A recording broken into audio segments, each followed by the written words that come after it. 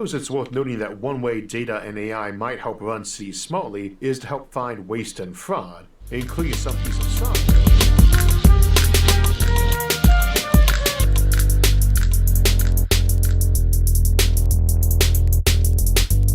Let's see, the impact of GDPR on autonomous vehicles and connected cars.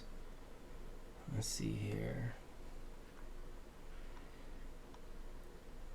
The impact of GDPR on autonomous vehicles and connected cars. So this is data protection, data privacy when we talk in GDPR.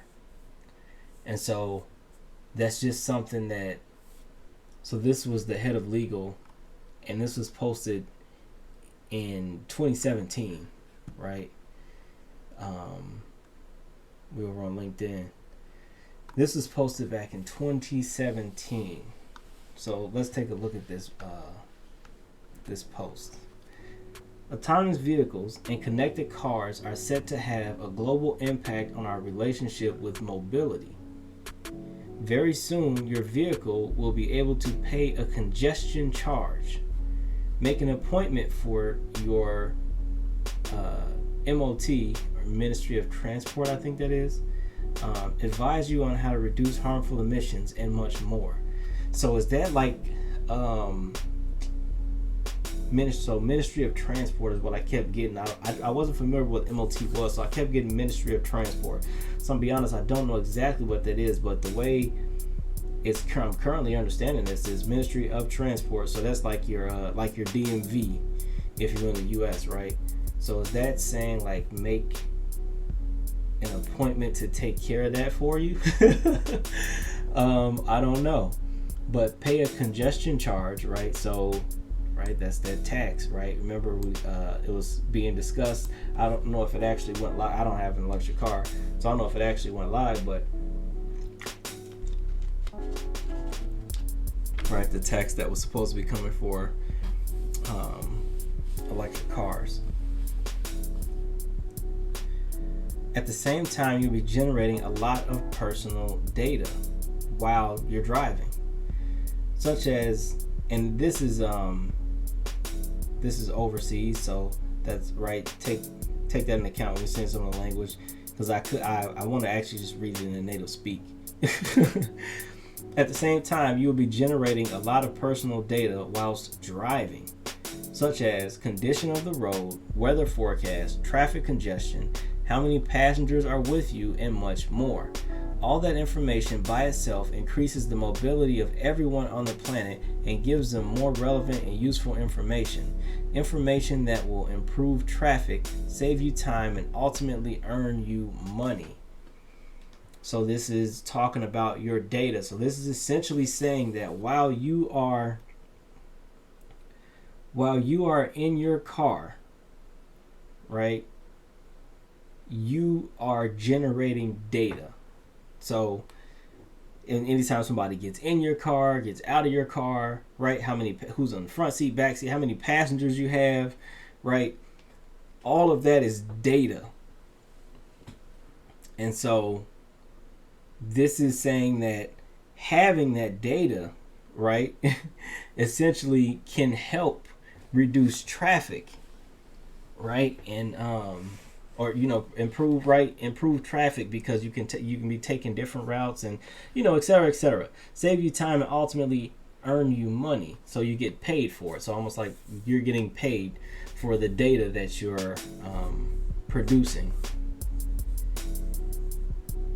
If we dive a bit deeper, the International Organization of Motor Vehicle Manufacturers measures automation into 6 different levels. SAE level 5, denoting the highest level of automation, series production of autonomous vehicles capable of driving themselves without any human intervention, or intervention only in limited use cases. Is still likely to be some years away, but SAE level 2, with technology such as adaptive cruise control and autonomous emergency braking enabling partial automation through drivers, are required to monitor the driving environment at all times. The latter is already present in the market. It is an exciting time, and Dovu is extremely proud to be part of that process.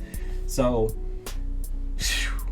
this is already, this is a you right. This is a discussion about the data, right? Not like if the cars, right now the conversation, at least publicly for most people, is kind of, will the cars be allowed? Will they be allowed to expand the use of these cars, and et cetera, et cetera? But this is talking about a totally different conversation. This is like a future conversation here, right? Like, this is like a, hey, look, this is your data and everything is going to be important, right? It's going to be needed. So this is like the planning for this data is already in place, and we got Dovu here, kind of at the helm. As vehicles become increasingly connected to their surroundings, the volume and type of data they collect, store, communicate, and distribute increase with every second. And then a pile of questions hit your head. What to do with that data? Who has access to my data? Which of that data is personal, and how can I determine that? How could I monitor it? Who has the legal obligation to do so?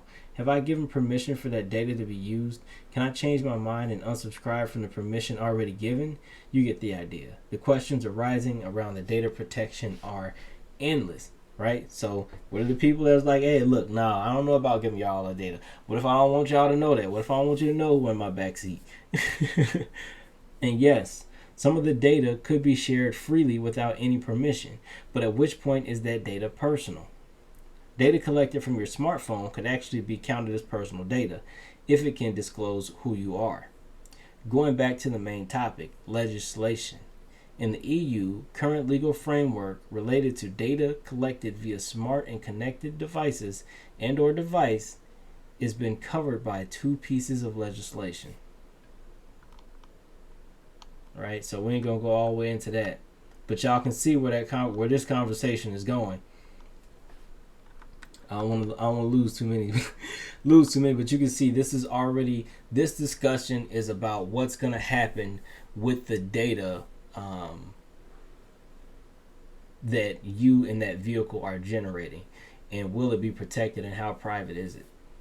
So that's a conversation that's like not even common in most circles right now. That's right. The conversation right now for most is like, is this gonna happen? Yeah, that conversation is, I mean, you can think of it as an answer to that question. Hear that music? Still fresh.